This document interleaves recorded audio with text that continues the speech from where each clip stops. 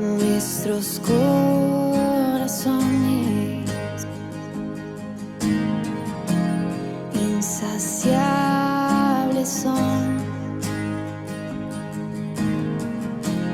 hasta que conocen a su Salvador.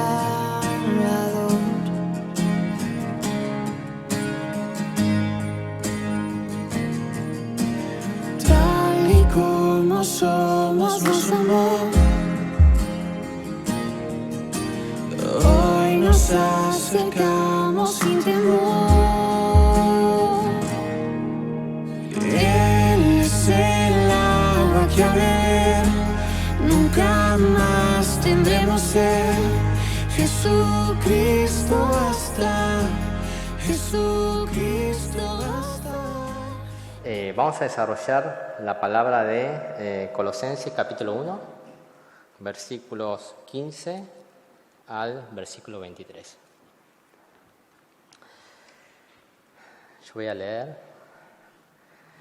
Bien, dice: Él es la imagen del Dios invisible, el primogénito de toda creación, porque en Él fueron creadas todas las cosas, las que hay en los cielos y las que hay en la tierra, visibles e invisibles, sean tronos, sean dominios, sean principados, sean potestades. Todo fue creado por medio de Él y para Él. Y Él es antes de todas las cosas, y todas las cosas en Él subsisten. Y Él es la cabeza del cuerpo, que es la Iglesia. Él que es el principio, el primogénito de entre los muertos, para que en todo tenga la preeminencia. Por cuanto agradó al Padre que en Él habitase toda plenitud. Por medio de Él reconciliar consigo todas las cosas, así las que están en la tierra como las que están en los cielos, haciendo la paz mediante la sangre de su cruz. Y a vosotros también, que erais en otro tiempo extraños y enemigos en vuestra mente, haciendo malas obras, ahora os ha reconciliado en su cuerpo de carne por medio de la muerte, para presentaros santos y sin mancha e irreprensibles delante de Él, si en verdad permanecéis fundados y firmes en la fe y sin moveros de la esperanza del Evangelio que habéis oído, el cual se predica en toda la creación que está debajo del cielo, del cual yo, Pablo, fui hecho ministro. Vamos a orar. Señor, en el día de hoy estamos reunidos para darte culto, para escuchar tu palabra. Soy indigno de estar en este lugar, pero solamente confiando en tu gracia, confiando solo en tu poder y en tu espíritu, estoy. Por eso te pido que me guíes con tu Espíritu Santo para realmente poder exponer tu verdad. Acompáñanos, Señor, hasta el fin con tu Santo Espíritu. En tu nombre oramos. Amén. Sí, el mensaje se titula Un preeminente reconciliador. Saben que en esa época, en la región de Colosas, había una peligrosa herejía. Es por ese motivo que Pablo escribe esta carta para prevenir a la iglesia de Colosas. Y esa herejía sostenía básicamente que Cristo no podía ser humano. Y es más, ellos sostenían que Cristo era un espíritu emanado de Dios. Era como un dualismo filosófico en el que el espíritu era bueno y la materia mala. Por eso Cristo jamás podía haber sido hombre. En esencia negaban la suficiencia de Cristo para salvar. De forma similar, en la actualidad, la identidad de Cristo está totalmente distorsionada. La mayoría piensa que Jesús fue un fundador de una religión llamada cristianismo, fue un gran maestro moral, desconociendo por completo su verdadera identidad que está en las Escrituras. El libro por excelencia que testifica acerca del Señor Jesucristo es la Biblia. El Antiguo Testamento habla acerca de la preparación de su venida. El Nuevo Testamento habla de lo que Él dijo e hizo cuando vino a esta tierra. Principalmente los evangelios. Los Hechos, el libro de los Hechos, habla acerca de cómo su mensaje se fue expandiendo por todo el mundo, y las epístolas explican el significado de lo que Cristo hizo.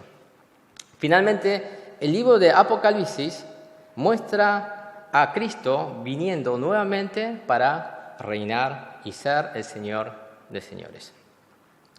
Cada pasaje de la Escritura da testimonio de Cristo. En Lucas capítulo 24, versículo 27 dice: y comenzando desde Moisés y siguiendo por todos los profetas, les declaraba en todas las Escrituras lo que de él decían. Pero quizás de todas las enseñanzas que encontramos en la Escritura, no haya ninguna tan contundente o tan reveladora acerca de la identidad de Cristo, destruyendo cualquier duda o confusión acerca de su identidad.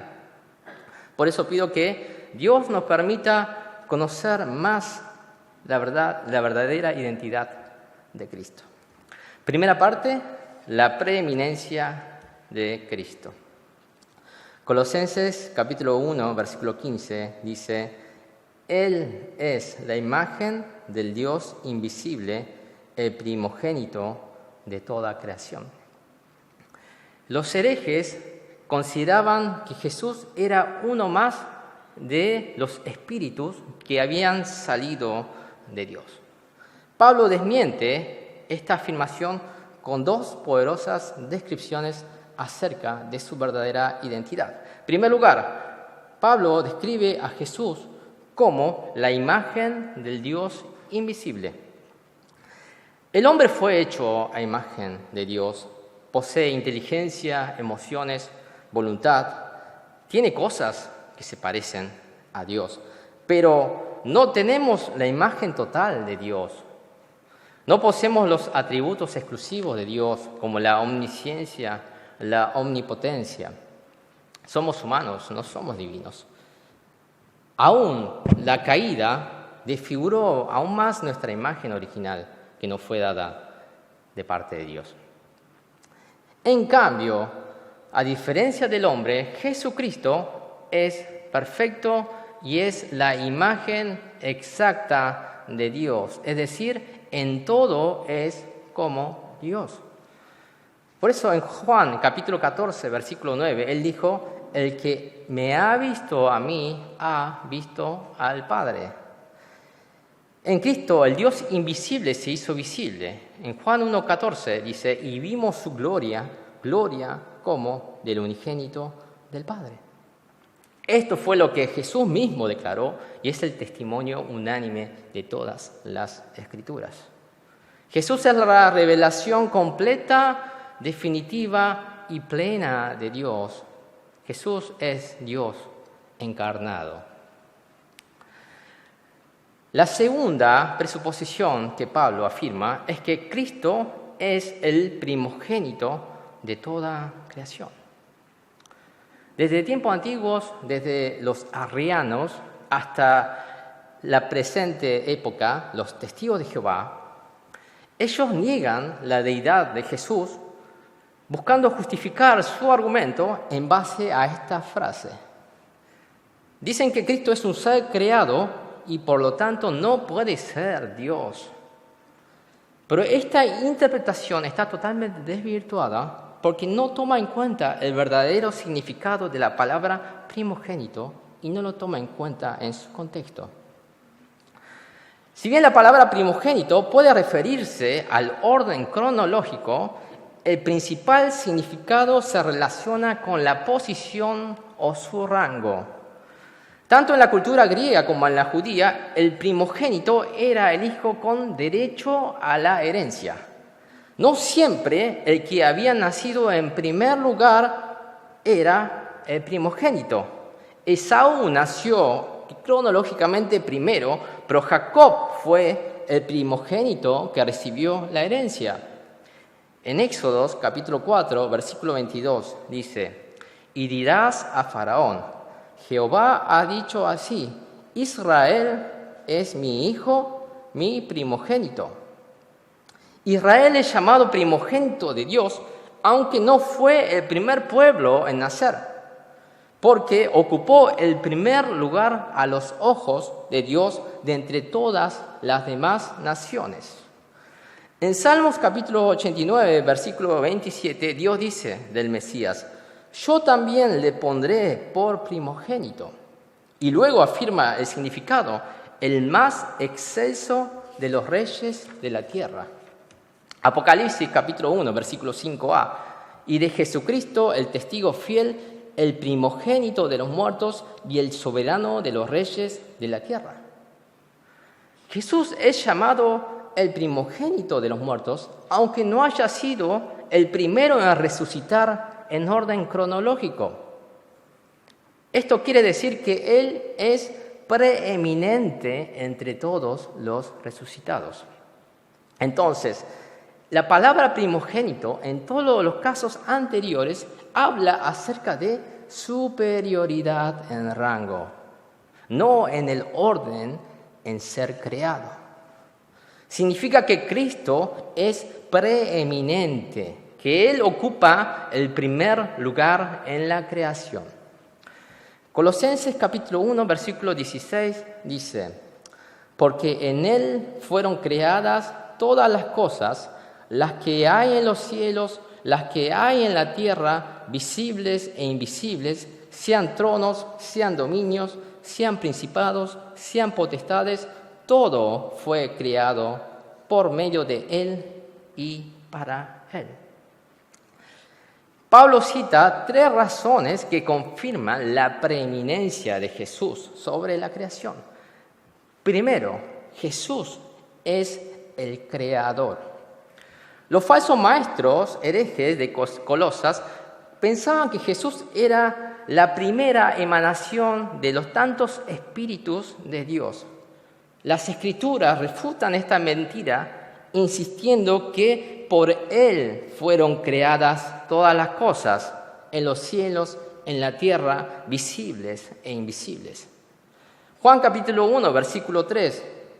Todas las cosas por Él fueron hechas, sin Él nada de lo que ha sido hecho fue hecho. El testimonio de la naturaleza acerca de su Creador es tan evidente que solo la incredulidad obstinada podría negarlo. Romanos capítulo 1, versículo 20. Porque las cosas invisibles de Él, su eterno poder y deidad, se hacen claramente visibles desde la creación del mundo, siendo entendidas por medio de las cosas hechas, de modo que no tienen excusa. Segunda razón, Jesús tiene preeminencia sobre toda la creación porque Él es antes de todas las cosas. Antes de que el universo comenzara, Él ya existía. Colosenses 1, 17. Y Él es antes de todas las cosas, y todas las cosas en Él subsisten. Cualquiera que existe antes que el tiempo es eterno.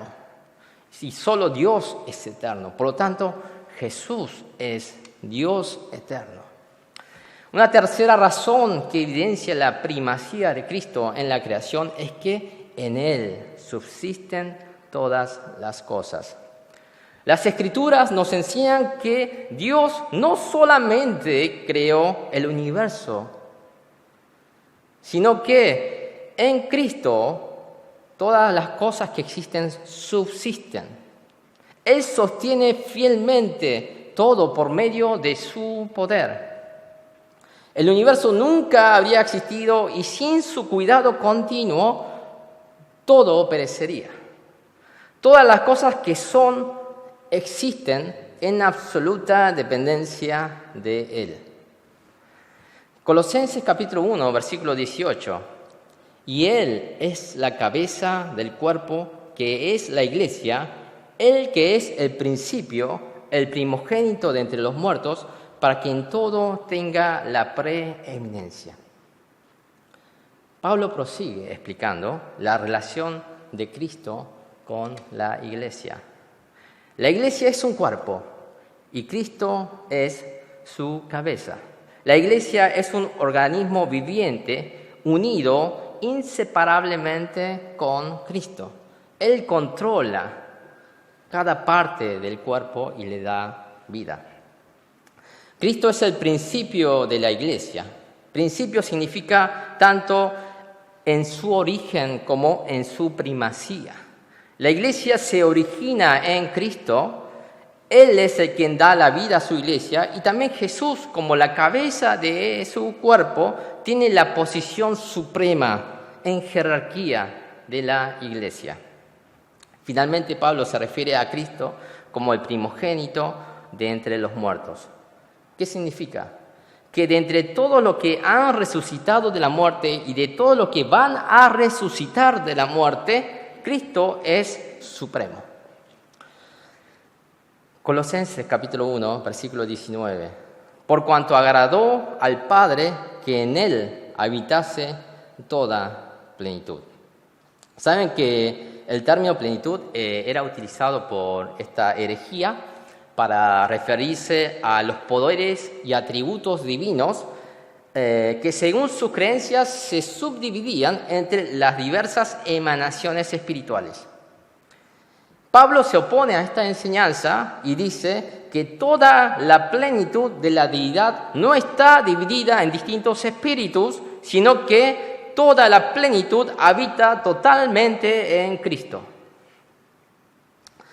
Entonces, si Jesús es el creador y sustentador de todas las cosas en los cielos y en la tierra, no es injusto que Él se declare dueño de todas las cosas. Una de las verdades principales que tenemos que entender para tener un correcto conocimiento de Dios y de nuestro lugar en la creación es que no somos dueños de nosotros mismos. No fuimos hechos para nosotros mismos. Pertenecemos a Él que nos hizo y somos responsables ante Él de vivir según su voluntad y para su gloria. En este sentido, nunca encontraremos el sentido de nuestra existencia fuera de Cristo. Segunda parte, Cristo el reconciliador. Colosenses capítulo 1, versículo 20. Dice, y por medio de Él reconciliar consigo todas las cosas, así las que están en la tierra como las que están en los cielos, haciendo la paz mediante la sangre de su cruz. El verbo reconciliar viene en su origen una palabra griega que significa cambiar o intercambiar. El Nuevo Testamento lo usa mucho en cuanto al cambio de una relación. Cuando las personas dejan de vivir en enemistad y comienzan a vivir en paz, se dice que han sido reconciliadas. Cuando la Biblia habla de reconciliación, se refiere a la restauración de una relación correcta entre Dios y el hombre. La finalidad última del plan de Dios consiste en reconciliar consigo todas las cosas mediante Jesucristo. Porque el pecado destruyó esta relación que existía entre la creación y su creador. Si recuerdan, en Génesis capítulo 3, versículo 17, dice, y al hombre dijo, por cuanto obedeciste a la voz de tu mujer y comiste del árbol de que te mandé diciendo, no comerás de él, maldita será la tierra por tu causa. El pecado del hombre no solo trastornó al hombre, sino que a toda la creación.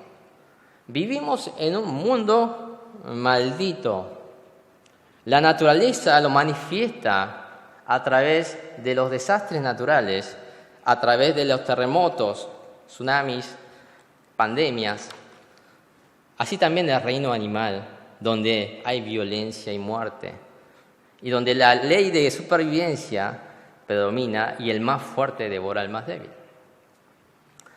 Romanos 8:21 dice, porque también la creación misma será libertada de la esclavitud de corrupción.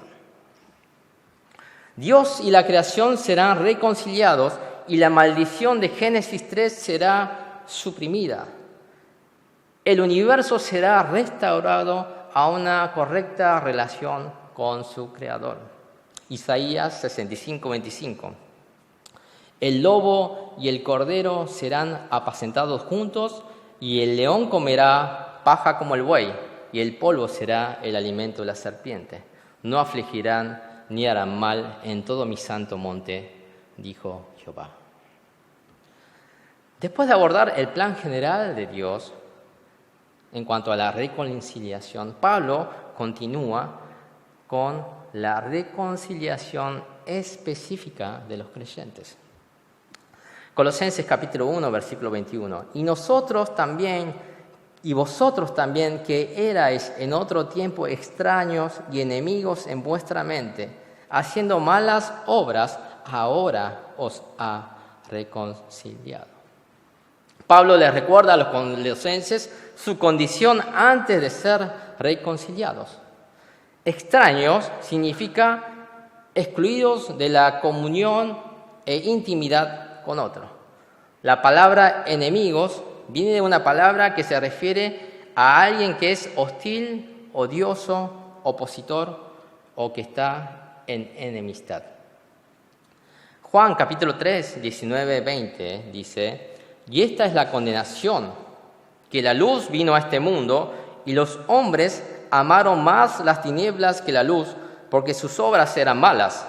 Porque todo aquel que hace lo malo aborrece la luz y no viene a la luz para que sus obras no sean reprendidas. El problema de los hombres no es la ignorancia. El problema es su amor por el pecado. La incapacidad del hombre de no conocer a Dios no es un problema intelectual, no es una cuestión de falta de evidencia, sino es un problema moral, cuya raíz se encuentra en un corazón enemistado contra Dios por el poder del pecado. Romanos capítulo 1, versículo 21 a 24 dice, pues habiendo conocido a Dios, no le glorificaron a Dios, ni le dieron gracias, sino que se envanecieron en sus razonamientos y su necio corazón fue entenebrecido.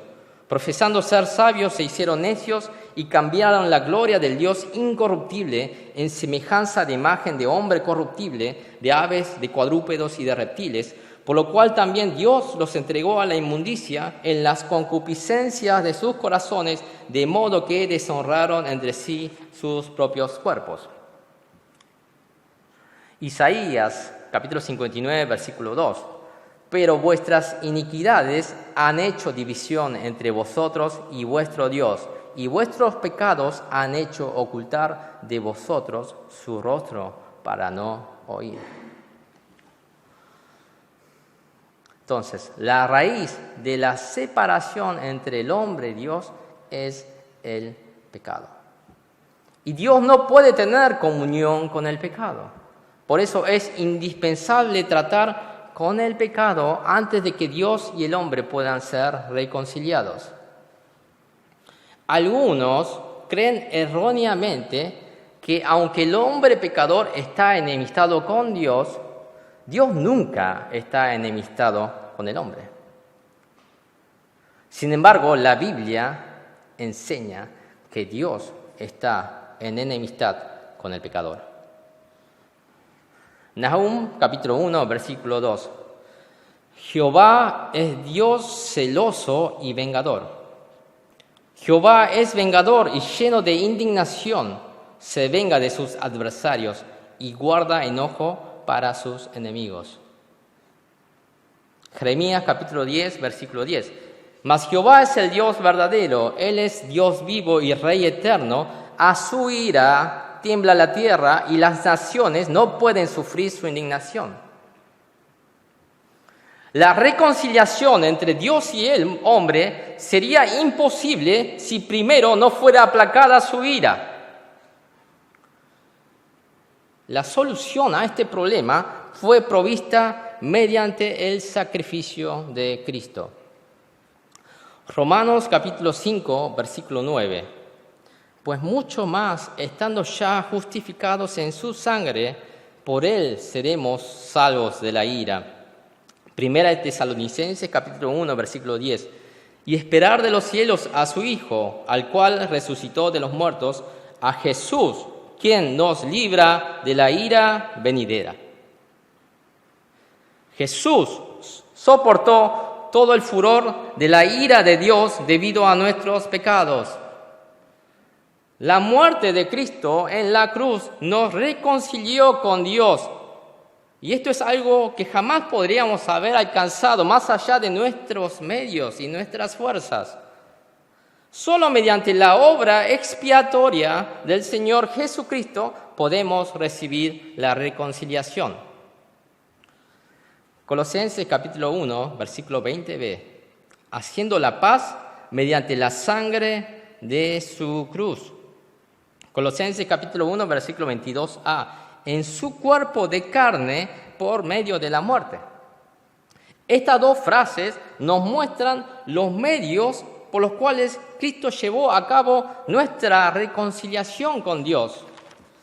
Primero, Pablo dice que Cristo nos reconcilió con Dios mediante la sangre de su cruz.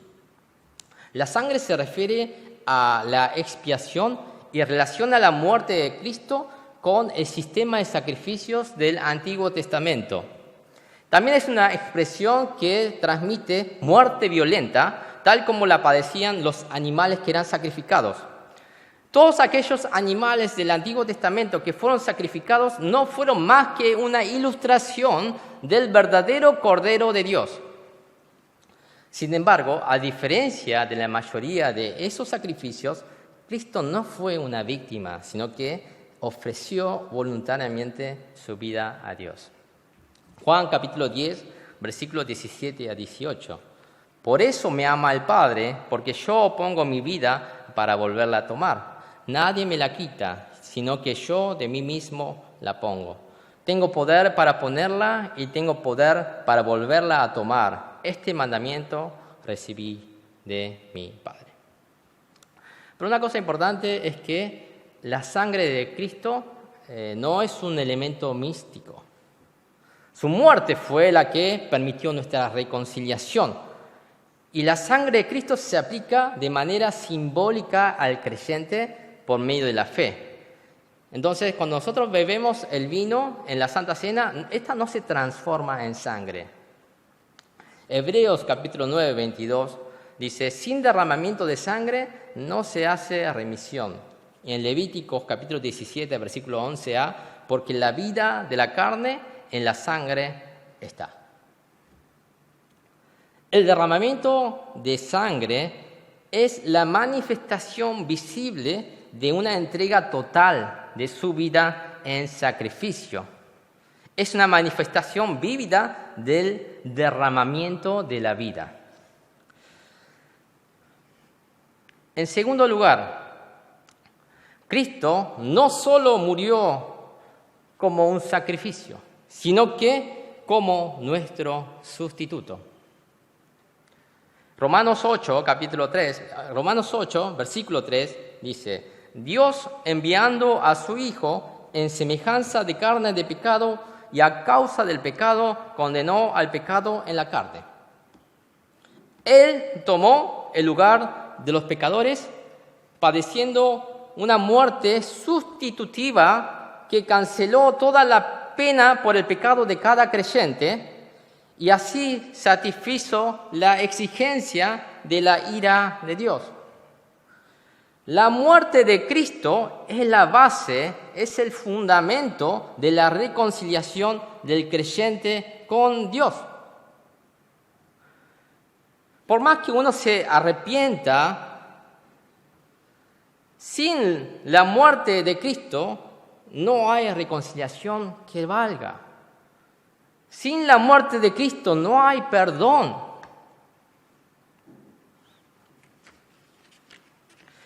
Cualquier evangelio que niegue o disminuya la importancia de esta verdad es un falso evangelio. Porque solo a través de la muerte de Cristo nuestra deuda ha sido pagada, la justicia de Dios ha sido satisfecha y su ira apaciguada. Colosenses capítulo 1, versículo 22b. Para presentaros santos y sin mancha e irreprensibles delante de Él. El propósito final de Dios para la reconciliación es presentar a sus elegidos santos y puros delante de Él. Santo significa separado del pecado, apartado para Dios. Entonces, en virtud de nuestra unión con Cristo, Dios nos considera tan santos como su propio Hijo. Sin mancha quiere decir intachable. La reconciliación nos reviste de un carácter intachable. Irreprensible significa que no solo estamos libres de mancha, sino que nadie puede presentar cargos en contra nuestra. Entonces se escribe una de las grandes metas de nuestra reconciliación, es ser santos sin mancha e irreprensibles delante de Dios. Pero es importante remarcar que esto no solo se refiere a la posición legal del creyente delante de Dios en Cristo, sino que hay una transformación real y personal del creyente. El proceso a través del cual Dios transforma a los que Él justifica y reconcilia se llama santificación. Este proceso comienza en el momento de la conversión y continúa a lo largo de toda la vida del creyente y se perfecciona cuando es el creyente glorificado en el cielo. Colosenses capítulo 1, versículo 23. Si en verdad permanecéis fundados y firmes en la fe y sin moveros de la esperanza del Evangelio que habéis oído, el cual se predica en toda la creación que está debajo del cielo, del cual yo, Pablo, fui hecho ministro. Una de las verdades más serias que presenta la Biblia es el hecho de que no todos los que profesan ser cristianos son en realidad salvos. Nos advirtió nuestro Señor en Mateo 7, versículos 22 y 23. Muchos me dirán en aquel día, Señor, Señor, ¿no profetizamos en tu nombre? ¿Y en tu nombre echamos fuera de demonios? ¿Y en tu nombre hicimos muchos milagros? Y entonces les declararé, nunca os conocí, apartaos de mí, hacedores de maldad. Los hombres muestran en verdad que han sido reconciliados con Dios cuando permanecen, perseveran, fundados firmes en la fe, sin moverse de la esperanza del Evangelio. La Biblia asegura repetidamente que quienes verdaderamente han sido reconciliados con Dios permanecen en la fe. Juan capítulo 8, versículo 3. Dijo entonces Jesús a los judíos que habían creído en Él, si vosotros permaneciereis en mi palabra, seréis verdaderamente mis discípulos.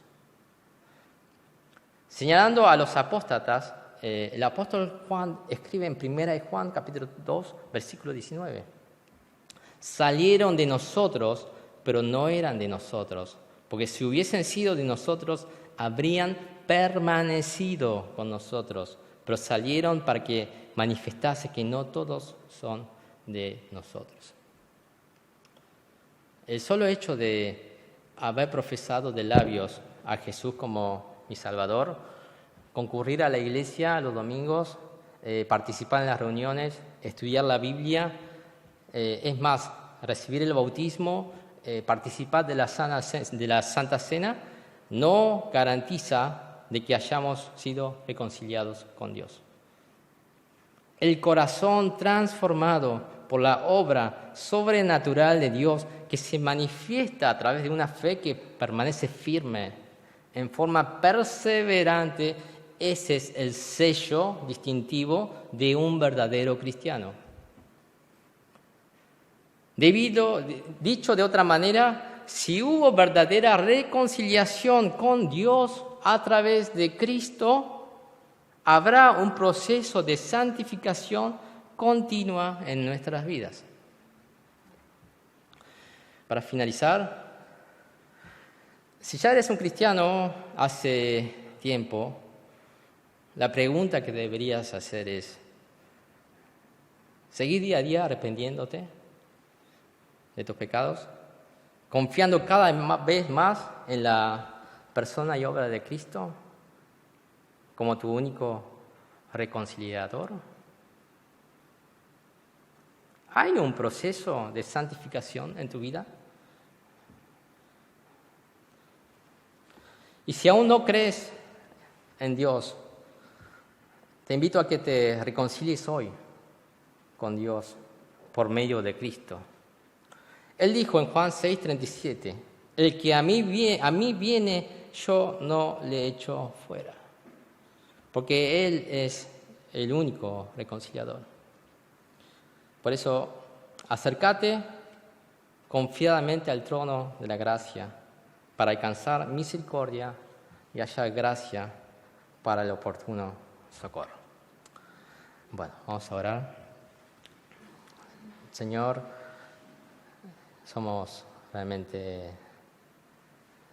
éramos enemigos extraños, no teníamos nada que ver contigo, pero solo por medio de Cristo nos reconciliaste para que seamos santos y puros. Gracias, Señor, ayúdanos a entender, a conocer más esta gran verdad acerca de la identidad verdadera de nuestro Señor Jesús y de su obra, que es el fundamento. Ese es el fundamento de lo que creemos. Es el fundamento de la reconciliación. Bendice, Señor, a cada uno de los presentes. Te lo pedimos todo en el nombre del Señor Jesús. Amén. Jesucristo basta, Jesucristo basta, mi castigo recibió y su herencia me entregó. Jesucristo basta, Jesucristo basta, Jesucristo basta.